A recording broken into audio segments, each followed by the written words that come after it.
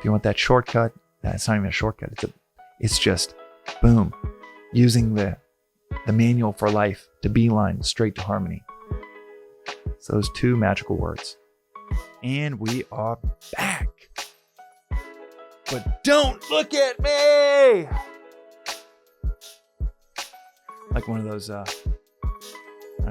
hermit characters with the sun blasting on them through a doorway as people enter it. That's how I feel right now because I've just been walking through 80-degree weather and here in SoCal, and I got that SoCal sun that hit on my nose a little bit too much without sunscreen, and it's red. So I hope you're listening to this and not watching on YouTube or Instagram. But the gist of it is, it's a little red. And I'll be honest, God kind of made me during his Picasso era. So this thing is a little bit bigger than most people's centerpieces, face centerpieces. So it really got some. It's going to be red for a little while. Maybe my producer, Nick, maybe he'll tone it down in post. But right now, it's on my mind, and I don't want it to distract you like it's distracting me. Let's get to it. This episode and this reflection today, one that I've been thinking about the last few days, is on the two words that can cut through any conflict. Can cut through any conflict and produce harmony. And those two words are "you're right."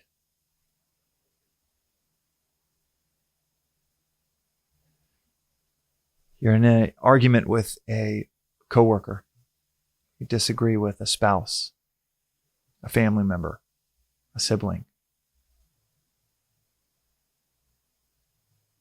And that harmony that we seek is right on the other side of two simple words.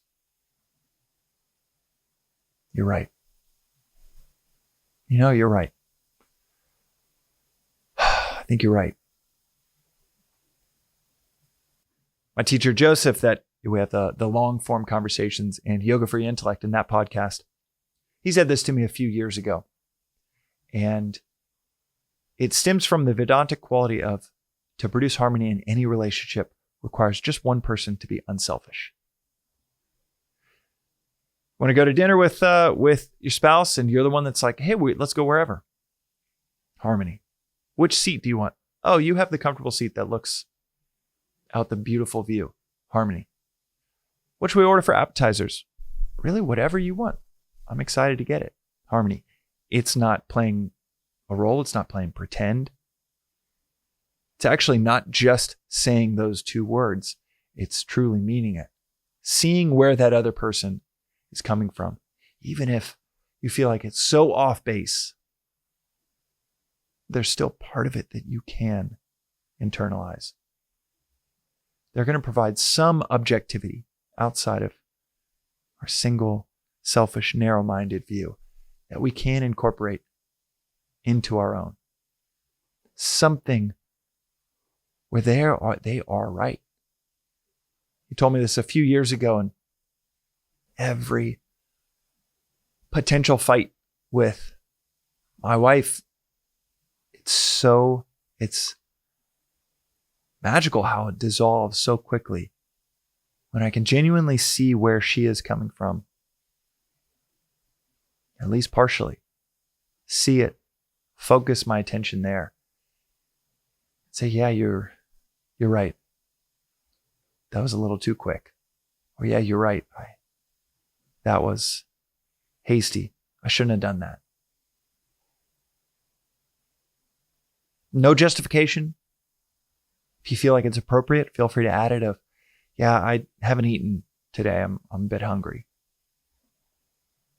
Feel free to add that in if you feel like it's appropriate, but so much of the time it's just those two words. It's like unlocking the vault of harmony. Unlock it, you say, yeah, you're right.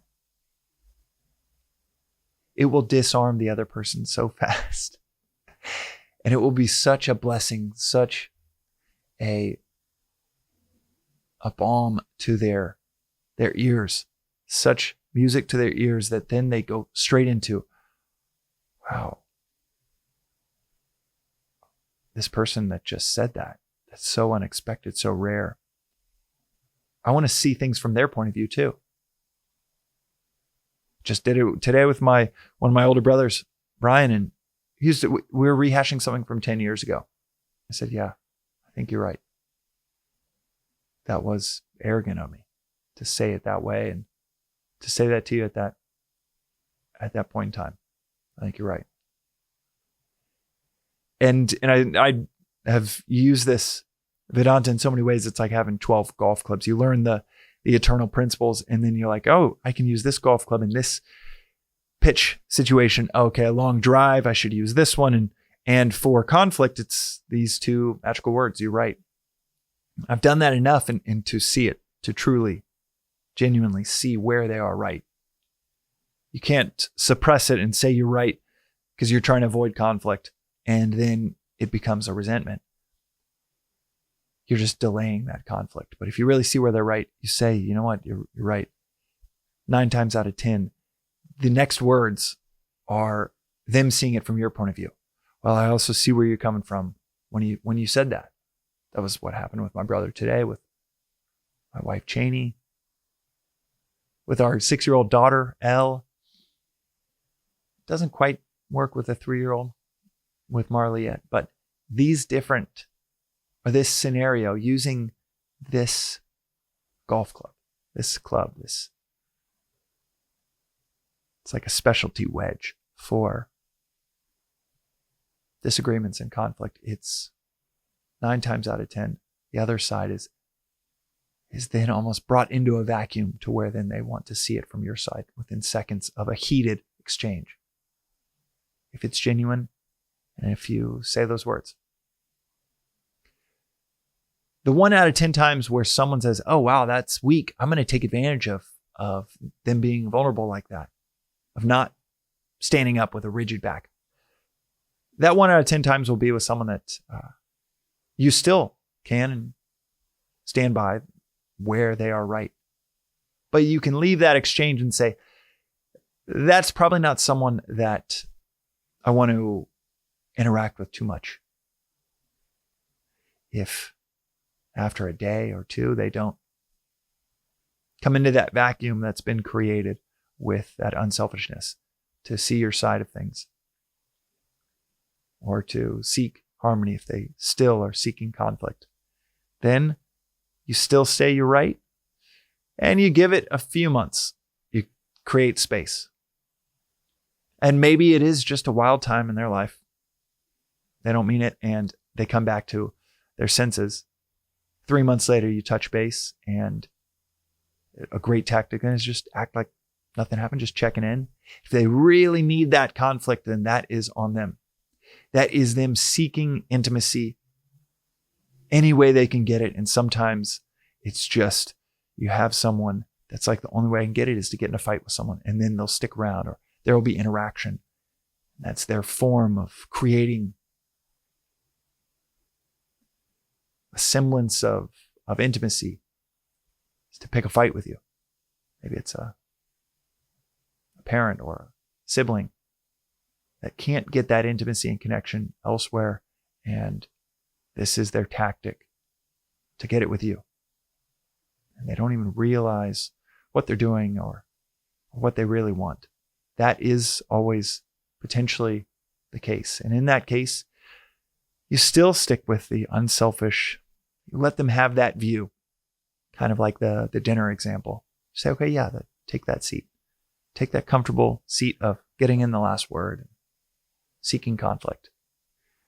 And then give them even more space. You don't need to fix them. You don't need to rectify a relationship when the other party is hell-bent on conflict. But the 9 out of 10 scenarios, the people that you do want to have relationships with, and you're caught in a bit of a knot of your own making, their making, some external scenario has caused some conflict.